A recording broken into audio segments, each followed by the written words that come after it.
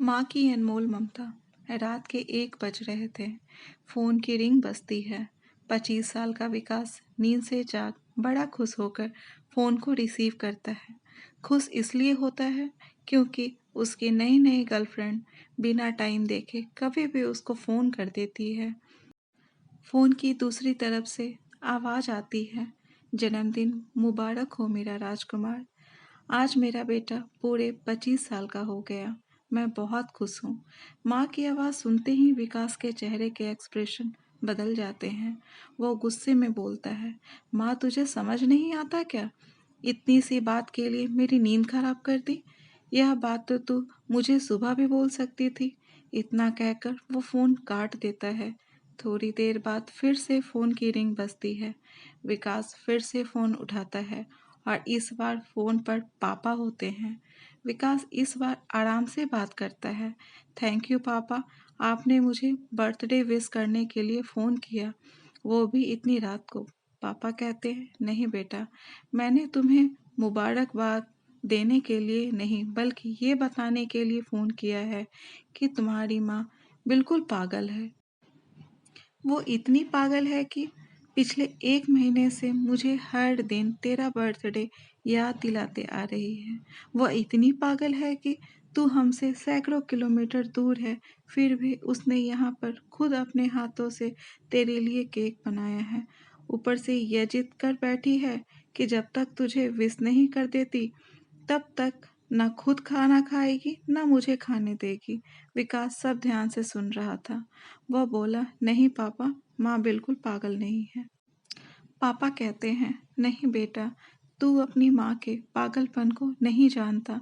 मैं जानता हूँ। वह तो 25 साल पहले ही पागल हो गई थी, जब डॉक्टर ने उसे कहा था, या तो हम बच्चे को बचा सकते हैं या आपको। उसने बिना 1 सेकंड भी सोचे बच्चे को बचाने का फैसला ले लिया और मुझे भी कसम देकर उस फार्म पर साइन करने के लिए मना लिया था, जिस पर लिखा था उसकी ज़िंदगी इस ऑपरेशन से खतरे में, और अगर उसे कुछ होता है तो उसके जिम्मेदार डॉक्टर नहीं होंगे। अब तू ही बता, बिना तुझे देखे जो औरत तेरे लिए मरने को तैयार हो जाए, उसे हम पागल नहीं कहेंगे तो क्या कहेंगे?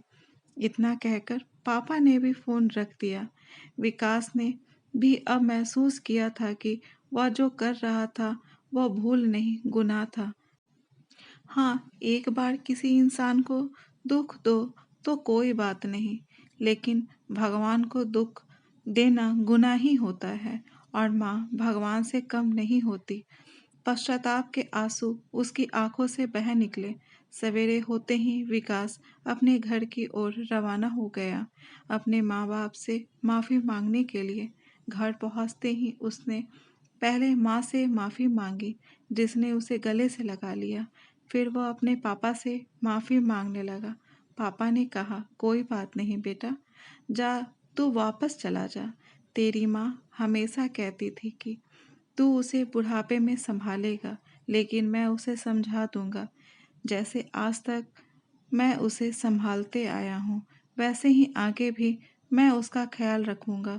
उसे भी यह समझ लेना चाहिए, जो बेटा उसके एक फ़ोन करने से परेशान हो जाए, वह उसे उम्र भर क्या संभालेगा। बाप की ऐसी कड़वी बातें सुन विकास की आंखें बहने लगी। वह सर झुकाए अपने बाप के सामने चुपचाप खड़ा रहा। अपने बेटे को परेशान देख माँ आगे आती है और पापा को कहती है, जाने दीजिए, माफ़ कर दीजिए, हमारा ही बेटा है। माँ की ममता का मोल ना कोई लगा पाया था और ना कोई लगा पाएगा। 9 महीने प्रसव की पीड़ा सहन करके हमें नई जिंदगी, नई दुनिया में लाने वाले माँ ही हमारी हर गलती को माफ़ कर सकती है। दोस्तों, हमें अपने माँ बाप से दुर्व्यवहार नहीं करना चाहिए। हमें तो उनका शुक्रिया अदा करना चाहिए, ना कि उनका तिरस्कार। अगर आप भी अपने माँ बाप से प्यार करते हैं तो इस कहानी को लाइक करके अपने सारे दोस्तों को शेयर करें। कहानी सुनने के लिए धन्यवाद।